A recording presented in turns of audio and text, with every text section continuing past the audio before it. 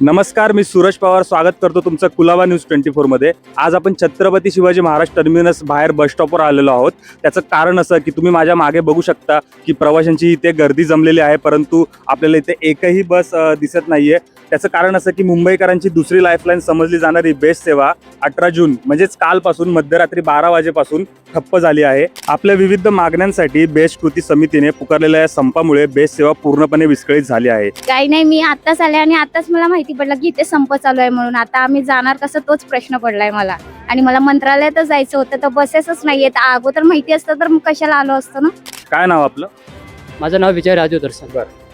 Buses बंद आहेत, आज सगळं विस्कळीत झालंय, संपावर गेलेत, याबद्दल काय म्हणणं आहे नागरिकांचं? नाही, त्यांचा प्रॉब्लेम आहे की त्यांच्या घरी काय पाणी नाही, त्यांच्या घरी काय स्कूलचा फीस भरायला पैसे नाही, पाणीचा प्रॉब्लेम आहे, त्याला कचरा त्याला पगार डबल पगार भरावा, त्यांच्यासाठी काय करा। माझा मागणी असे की त्याला एवढा त्रास होते की बस चालवते ते त्याला त्रास होते, घरचा पाणीचा प्रॉब्लेम आहे, त्यांचा ते स्कूलचा प्रॉब्लेम आहे, काय त्यांचा काय पगार नाही काय भेटत तर कुठे जाणार तो बसवाला। माणसाला काय घरचा पाहिजे काय नाही पगार। मला विचार की त्यांना काय त्याच्यासाठी काय करा, डबल पगार भरा, त्यांचा ते काही करा, त्यांना तकलीफ व्हायला नाही पाहिजे। तुम्ही किती वाजल्यापासून सकाळी इथे आहात? सकाळपासून 6 वाजता आला इकडे। 6 वाजता बसेस दिसतात तुम्हाला काय इथे? पण दिसलं नाही, एक पण बस नाही, एक पण बस नाही नाही. दिसलं नाही। माझे मान्य आहे की त्यांना डबल पगार भरा, त्यांचा प्रॉब्लेम आहे तर म्हणून तर त्यांना त्या असं केलेलं आहे। माझ्या मागे बस स्टॉपवर जर तुम्ही बघितलं बीएसटीचे सेवानिवृत्ती कर्मचारी इथे आज माझ्या मागे जमलेले आहेत। आज आपण त्यांच्याशी बोलूयात, त्यांच्या नेमक्या याबद्दलच्या भावना काय आहेत। सर नमस्कार, तुमचं नाव? राजेश संभाजी कालेकर। मी बेस्ट उपक्रमातून साधारणतः 1.5 वर्ष झालं रिटायर झालेलो आहे। आम्हाला आजपर्यंत कुठलीही देणी म्हणजे ज्याला ग्रॅज्युएटी म्हणता येईल, एरियस म्हणता येईल, LTA म्हणता येईल, अंतिम देयकं असतील, यापैकी कुठलीही देयकं आम्हाला देण्यात आलेली नाहीत। जवळजवळ 1.5 वर्षामध्ये मला 16, 17, 18 महिन्यामध्ये खूप मोठी आर्थिक अडचणीला आम्हाला सामोरं जावं लागतं आहे। आमच्या फॅमिलीला देखील त्यामुळे खूप नुकसानकारक जीवन जगावं लागतं आहे। अत्यंत आमच्याबरोबरचे काही सहकारी आहेत, त्यांच्या घरात आजारपण आहे, अशा लोकांना देखील खूप वाईट परिस्थितीमध्ये जगावं लागतं। आमची आपल्या माध्यमातून उपक्रमाला प्रशासनाला अशी विनंती असेल, राज्य सरकारला अशी विनंती असेल, मुंबई महानगरपालिकेला अशी विनंती असेल की हा कर्मचाऱ्यांचा जो संप आहे तो फक्त एकाच गोष्टीसाठी नाही। जसं आम्ही आज आमचं निवृत्त लोकांचं वेतन, एरियस, अंतिम देयकं, ग्रॅज्युटी यासाठी जसं आम्ही बोलतो, तसं 9 ते 10 वर्षात बेस्ट उपक्रमामध्ये कोणत्याही प्रकारची पगारवाढ झालेली नाही आहे। अनेक सोयीसुविधा उपलब्ध नाही आहेत उपक्रमामध्ये, म्हणजे साध्या गोष्टी, कॅन्टीन्स म्हणा, उपहारगृह म्हणा, आराम करण्यासाठी जी जागा असते, स्वच्छ असं पाणी नसतं, अशा अशा गोष्टी आहेत। सगळ्या गोष्टींना त्रासदायक उपक्रमातला हा कर्मचारी अतिशय त्रासलेला आहे। त्या निमित्तानं आज ह्या सर्व उपक्रमातल्या कर्मचाऱ्यांनी केलेली आज हा संप आहे। जरी युनियनच्या लोकांनी जरी सांगितलं असेल की आम्ही या संपामध्ये सहभागी नाही, तरी देखील स्वयंस्फूर्तीने लोक या ठिकाणी कर्मचारी संपामध्ये सहभागी आहेत। आज उन्हाताणात इतकं ऊन आहे प्रचंड, तरी सर्व प्रकारची आमचे जे कर्मचारी आहेत हे अत्यंत निकरीने हा लढा लढत आहेत। आज उन्हाताणातून उभे आहेत, त्यांचा देखील या माध्यमातून मी त्यांचा धन्यवाद करतो की त्यांची जिद्द आणि चिकाटी खरीखरीच वाखाणण्यासारखी आहे।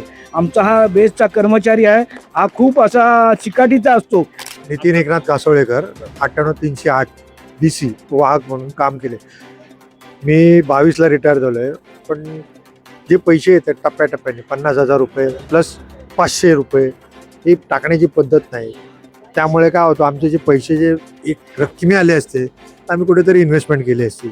आज आमची उपासमारी होण्याची संभव आलेली आहे, कारण पैसा जो आलेला आहे तो असा खर्च झालेला आहे आणि याच्यामुळे आम्ही नाहक बळी चाललो। काम करून जर आम्हाला पैसा मिळत नसेल तर काय फायदा आहे। पण 26 वर्ष माझी सर्व्हिस झालेली आहे। तसंच माझे नवीन पोरं आहेत, यांनासुद्धा पगार 15-16 हजार रुपयामध्ये भागताय काय? या मुंबईमध्ये काम करणाऱ्या लोकांना 20-25 हजार रुपये पगार झाला पाहिजे। त्यांना त्यांच्या मानेवरती 9 तास ड्युटी आहे, की इथेच जावा तिकडेच जावा, मनमानी कारोबार आहे। हे सगळं कुठेतरी थांबलं पाहिजे आणि नियमात जेवढं बसतं तेवढं काम करा। वॉशरूमसाठी एवढी हालत खराब आहे की कुठच्या तरी जेलमध्ये आपण काम करतो अशातली गोष्ट आहे। कॅन्टीनमध्ये साधी चाय मिळत नाही, त्या कॅन्टीनवाल्याला सबसिडी बंद झालेली आहे, त्यामुळे तो त्या भावात जे देतोय त्या आता कामगारांना परवडत नाही आहे। जो 30 रुपये 40 रुपयाचा दर मग तो बाहेर खाल्लेला पत्करतो ना. त्या कॅन्टीनमध्ये खाऊन काय फायदा आहे? त्या कॅन्टीनमध्ये त्याचं कमिशन त्याला कोणाला दिले असेल तो कमिशन देणार, त्याच्यानंतर त्याची जी क्वालिटी आहे तो त्या पद्धतीने बनवणार. मग आम्ही बाहेर खाल्लेलं का वाईट आहे? लोकांना तुम्ही ज्या पद्धतीने तुम्ही लोकांना कामगारांना जशी मदत पाहिजे तुम्ही प्रोटीन्स द्या. काय असं नाही की हा आम्हाला SR-47चा रोग लागतो ह्या गोष्टीमुळे. स्टँडिंग ड्युटी आहे, प्रत्येकाला हा आजार जडतो. प्रत्येकाचा जेवणाचा टाईम बदलतो.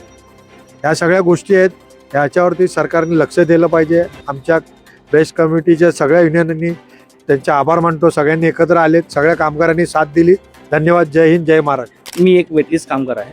तसं आमचं आता BST उपक्रमामध्ये आम्ही वेटलीजमध्ये 2019 पासून आम्ही कार्यरत आहोत.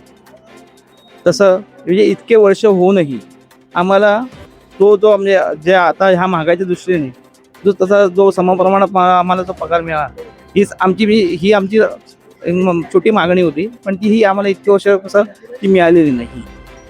हे आता BST उपक्रमामध्ये जे परमनंट जो कामगार आहे त्यांना जो पगार आणि आमचा पगार याच्यामध्ये खूप जमीन आसमानची तफावत आहे. तर ती म्हणजे ह्या महागाईच्या दृष्टीने आम्हाला त्या महागाईच्या दृष्टीने आम्हाला तेवढा पगार आम्हाला मिळाला पाहिजे की आमच्या वेळेस असंच आहे. प्लस आम्हाला म्हणजे आमच्या पद्धती केली आहे की जे डिफेक्ट गाड्या आहेत, नादुरुस्त गाड्या आहेत, त्या बळजबरी फक्त टर्नआउट म्हणजे तो उपक्रमाचा टर्नआउट आहे तो फक्त म्हणजे ती टर्नआउट फक्त ओके करण्यासाठी फक्त नादुरुस्त गाड्या पण बाहेर काढा, फक्त नंतर त्या मध्ये रस्त्यात जाऊन बंद पडू दे किंवा काय. म्हणजे फक्त तो टर्नआउट म्हणजे ती वेळ फक्त काढून द्या. एवढंच फक्त केलं जातं. पण काय होतं त्याचा परिणाम काय होतो की त्या कर्मचाऱ्यावरती फक्त आक्षेप घेतला जातो प्रत्येक वेळी. प्रत्येक अधिकाऱ्याची अधिकारी त्यानुसार मग प्रत्येक त्या कर्मचाऱ्याला हे वेटीस धरतो. पण फायदा काय? इव्हन आता आमचे जे म्हणजे मागण्या ज्या होत्या साध्या छोट्या मागण्या होत्या की जो कायद्याच्या ह्याच्यामध्ये अनुसार जो आम्हाला पगार मिळावा पाहिजे, जो आमच्या हक्काचा आहे तो आम्हाला मिळत नाही, तो आम्हाला मिळावा. आणि पगार जो आहे ना आमचा तो कायद्याप्रमाणे जो आम्हाला जो भेटतो ना तो भेटतच नाही. CTC पण कमीच आणि दिवसानुसार पगार आम्हाला म्हणजे बोलतात की पगार वाढ जो आहे ना तो जे जसा दिवस बसेल तसा त्यांना पगार दिला जातो. 26 दिवसाचा जरी 26 दिवस जरी भरले ना तरी त्याला ज्याने 24 दिवस भरले त्यालाही सेम आणि 26 दिवस भरले त्यालाही सेम. हे असं का? प्रशासनानं बघितलं पाहिजे, याच्यावरती दखल घेतली पाहिजे की बाबा कंत्राटदाराला पगार कमी भेटतोय आणि वरून विकली ऑफ पण भेटत नाही भरून. त्याच्यानंतर विकली ऑफ मागे पुढे जरी दिवस हे केला तरी ते पैसे कापले जातात. अक्षरशः म्हणजे हे आहे आमच्या पगारातून कपात केली जाते. मुळात म्हणजे काय की मिळणारा पगार हा तुटपून जे आहे. बघा आता जो BST परमनंट कामगारांना पगार आहे 60,000 60-70 हजार मिळेल, तो आम्हाला 20,000. हे पण महागाई तर दोघांनाच सेम आहे. तर त्यांना जर 60,000 जर परवडत नाही तर आम्हाला 20,000 आम्ही जो आमचा आहे उदरनिर्वाह कसा चालवायचा हा मोठा प्रश्न आहे. म्हणजे आता प्रत्येक वेळी बोललं जातं की मराठी तरुण ह्या याच्यात येत नाही, ह्या येत नाही, जे ज्या नागरिक सेवेमध्ये येत नाही. आता नागरिक सेवेमध्ये जर मराठी तरुण आलाय तर मग तुम्ही मराठी माणसाचा तुम्ही एवढा मुद्दा घेतलेला होता, मग मराठी तरुणाने जर ह्या जनसेवेमध्ये जर येऊन जर काम केलं तर त्याला त्याचा मोबदला पण ठेवा द्या ना. अशा प्रतिक्रिया आपल्याला BST कर्मचाऱ्यांनी दिल्यात. तुम्ही माझ्या मागे बघू शकता की BST कर्मचारी देखील इथे मोठ्या प्रमाणात ते जमलेले आहेत आपल्या मागण्यांसाठी.